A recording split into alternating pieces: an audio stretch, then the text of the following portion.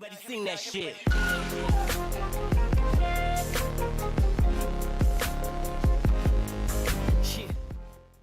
Unleash Marcus Rashford. Gareth Southgate has been loyal to Raheem Sterling, but it's time for change. Raheem Sterling is a terrific player. He has many qualities. His 23 goals for Manchester City demonstrates a huge improvement. But this is England and he now has scored 2 goals in 39 games. It hasn't happened for him in an England shirt. It's not like he hasn't been given the chance to shine, with scoring opportunities against Nigeria in the friendly at Wembley and against Tunisia last Monday. Even though his goal scoring has improved for City, it hasn't in the No 10 shirt for England. A genuine goal scorer is always gambling, playing on the shoulder, waiting for the split-second mistake that gets him in. You could say they're waiting to get lucky. But, of course, they're not lucky. It's an art. So when Sterling missed his early chance against Tunisia, albeit it would have been disallowed for offside, and got his feet in a tangle, it was instructive. He would have been expecting Tunisia's Dylan Braun to cut it out, but Braun missed his chance. The ball went to Sterling unexpectedly, but he tightened up. That's a sign to me that he hadn't quite set his mind and prepared himself to receive as he should have done. At City he has really worked on the timing of his runs and arrives in the penalty area at the right time. The crucial difference though is the position he plays. He suits a 4-3-3 where he knows his job and it's simpler to come off the line. He sprints in from wide at City, facing the goal, and when he has the pitch in front of him, space to run into, with maybe one player to beat, he is an excellent player. For me, he's not an O10. Some players can play on the half-turn. They tend to have broader peripheral vision, an innate sense of what is around them. You need 360-degree awareness. Sometimes the last thing you're looking at is the ball. You're forever looking over your shoulder, assessing the space. Where are the opposition? Am I marked or not? Can I play 1 or 2 touch? It's a specialist position. Teddy Sheringham could do that in my England team. Peter Beardsley did it too. But I think Sterling's vision is more 180 degrees, everything in front of him, when all he has to worry about behind him are the players he's left dead for pace and the assistant referee struggling to keep up.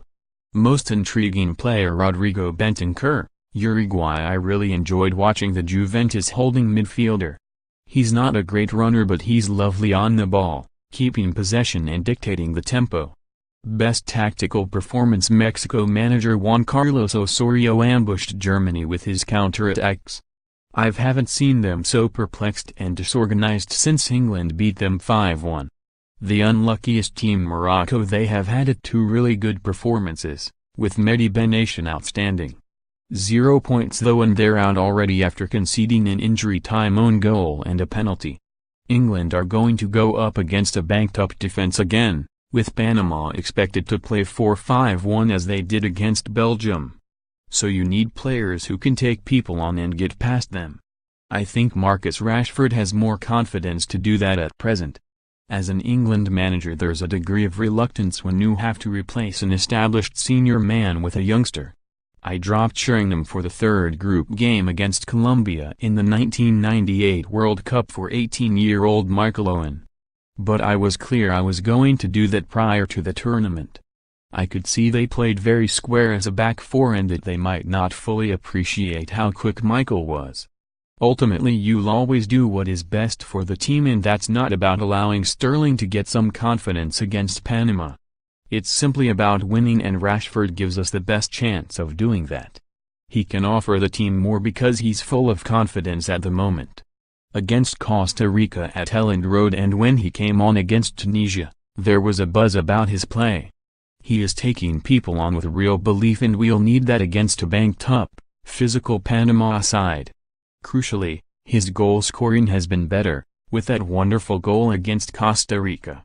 At times Harry Kane can drop in and let Rashford go up front or he can drift out wide. That's not like his wide role at United when he's stuck on the wing. It's completely different having the freedom to pull wide from the center. He does need to impose himself a little more. There was a moment after he came on against Tunisia when he had a terrific chance, but he left it for Jesse Lingard behind him. From lip-reading his reaction, you could see that Lingard must have called for it and that Rashford was annoyed he had listened to his mate. He now needs to ignore calls like that. He's the main man, the striker.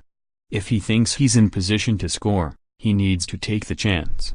It's the World Cup finals. England have a crucial game, and about to come into the team is a player who has made 35 starts in all competitions in club football at Chelsea and Crystal Palace. He made his debut in 2014 and is 22 years old, older than Delali, who has made 198 starts in club football. Ruben Loftus-Cheek exemplifies much of what has gone wrong for English football at major clubs in recent years. Only 13 of those starts have been for Chelsea, and here we are talking about him in a key role for England in the World Cup.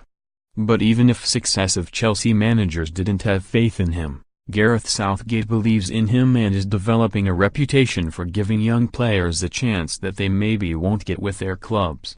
You only need to look at the freedom he has given Rashford to play and compare it to his role at Manchester United.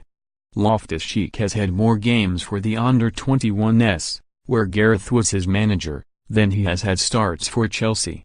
When he came on against Tunisia, he made a couple of lovely turns and also pulled the ball back for that chance which Rashford left for Lingard. He can make those incisive runs that Ali makes, though maybe not as many. But he's strong and knows how to get his body between the ball and the defender. We haven't seen enough to know whether he is a goal-scoring midfielder, but he has different attributes and he might keep the ball better. He can be a thorn in people's sides as he can pick a pass and play through the lines. He holds the ball well. He's been held back by Chelsea, who haven't given him his chance. He won't get a bigger stage than this to prove his worth.